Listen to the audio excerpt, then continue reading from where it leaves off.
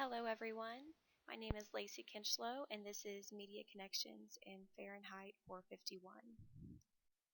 Are we relying too heavily on technology? If so, how have we become so attached and reliant on technology? For generations, people lived successfully without the internet and cell phones, yet today, our lives appear to revolve around a strong Wi Fi connection and constant technological contact. While most of us can think back on a time before our lives were consumed with technology, unfortunately, most adolescents today cannot. As I grew up alongside the advancements in technology, rather than growing up with them already at my disposal, I fear for how adolescents utilize this technology and how they are being affected. Although not in a bag, the first cell phones I experienced were bulky, the internet still required a phone connection, and social media consisted of instant messaging.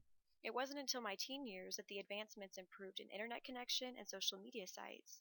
Teens today, however, have grown up with these advancements, and I'm unsure how they would cope without them.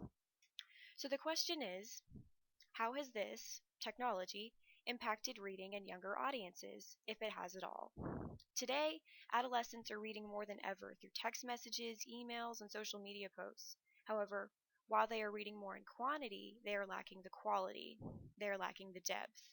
And what I mean by that is that we have gone from reading classic novels to reading 140 characters from a social media post. Adolescents have access to a multitude of resources, some of those resources even taking away their opportunity to develop an opinion, as research has transformed into simply Googling the meaning of a literary work. By having an interpretation predetermined without having to think for oneself, I fear that some adolescents may suffer and lack the necessary depth required to fully understand and analyze in the future. What's the point in reading something if we can't decipher our own meaning, our own feelings?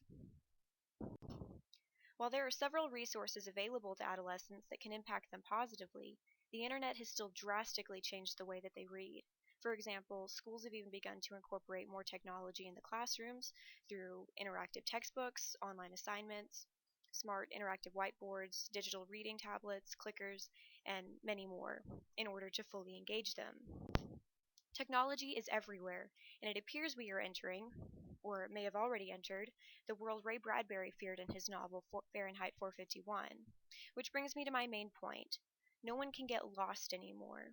Not in the literal sense with the addition of GPS capabilities to phones, and not in the broader sense as immersing oneself in a book has become more difficult with technology's distractions. This quote, "You don't have to burn books to destroy a culture, just get people to stop reading them."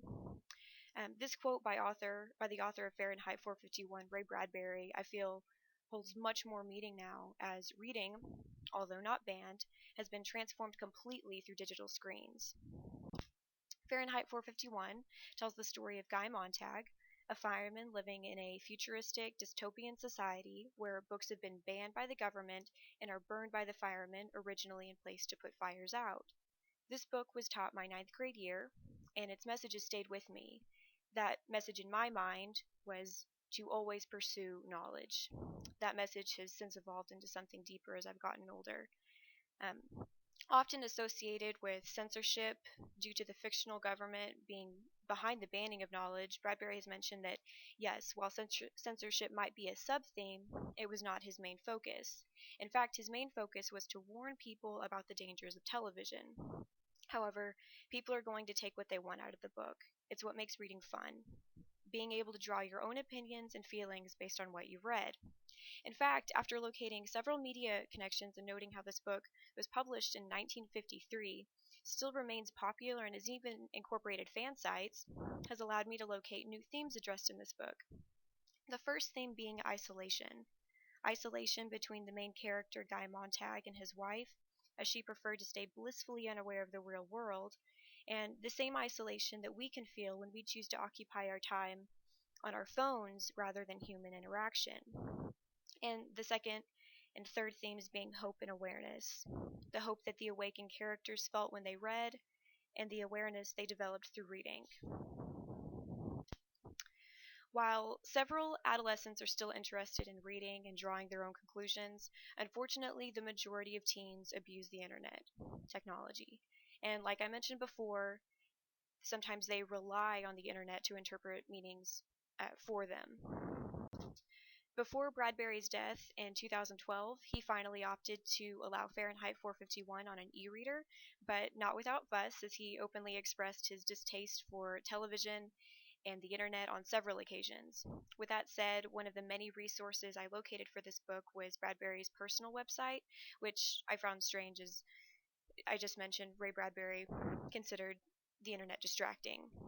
So, to have located Bradbury's own personal website with blog postings, video blogs, and other technological features was shocking for me to see how he too had adjusted to the times.